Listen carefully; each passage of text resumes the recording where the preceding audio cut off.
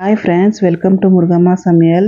இன்றைக்கி வந்து முட்டை குழம்பு மசாலாலாம் எதுவும் இல்லாமல் ஈஸியாக எப்படி செய்கிறதுன்னு பார்க்கலாம் வாங்க. ஒரு 4 முட்டை இருந்தால் போதும். இது எப்படி செய்கிறதுன்னு பார்க்கலாம் வாங்க.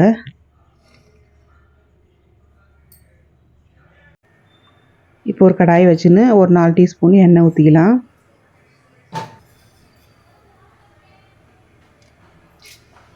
கொஞ்சமாக கடுகு போட்டுக்கலாம்.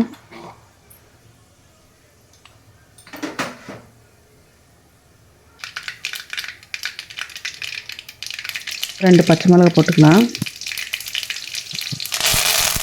அப்படியே கொஞ்சம் கறிவேப்பிலையும் போட்டுக்கலாம். நான் வந்து 3 வெங்காயம் நல்லா குறைன்னு அரைச்சி வச்சுக்கிறேன். இதையும் போட்டுக்கலாம். நல்லா ஃப்ரை பண்ணிக்கலாம். வெங்காயம் எல்லாம் பச்சை வாசனை போகிற வரைக்கும்.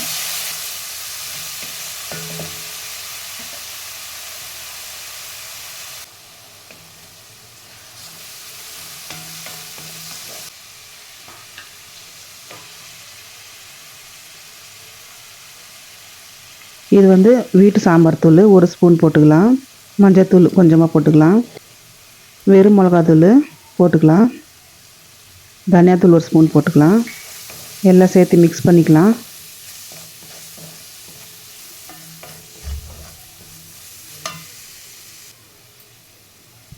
தக்காளி ஒரு 2 அரைச்சி வச்சுக்கிறேன். இதையும் போட்டு நல்லா மிக்ஸ் பண்ணிக்கலாம்.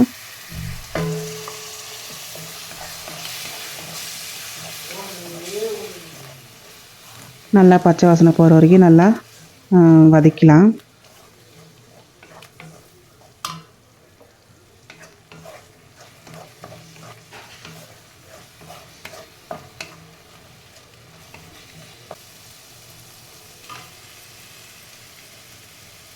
இது வந்து எக் மசாலா பவுட்ரு.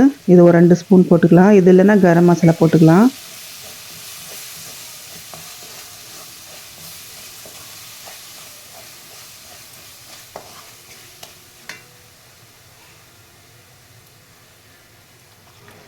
இப்போ கொஞ்சமாக தண்ணி ஊற்றிக்கலாம்.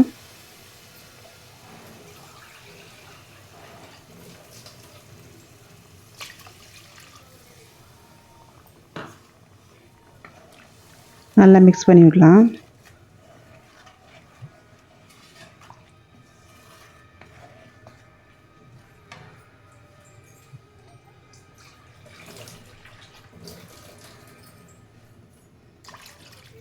இன்னும் கொஞ்சம் கூட தண்ணி ஊற்றிக்கலாம்.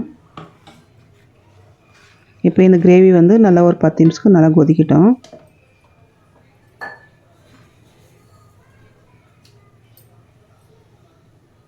உப்பு போட்டுக்கலாம் தேவையான அளவுக்கு.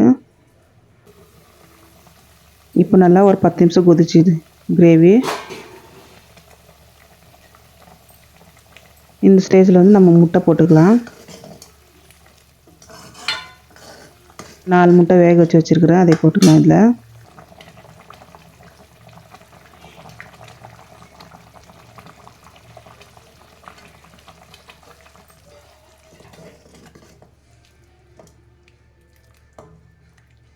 முட்டை போட்டு ஒரு நல்லா 4-5 நிமிஷம் நல்லா கொதிக்கிட்டோம்.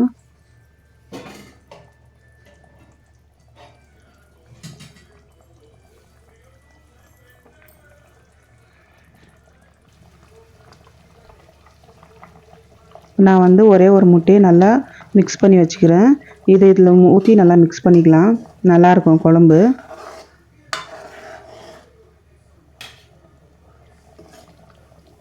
இது ஒரு போட்ட உடனே 2 நிமிஷம் கொதிச்சா போதும், இறக்கிடலாம். ஆஃப் பண்ணிடலாம் ஸ்டவ்வு.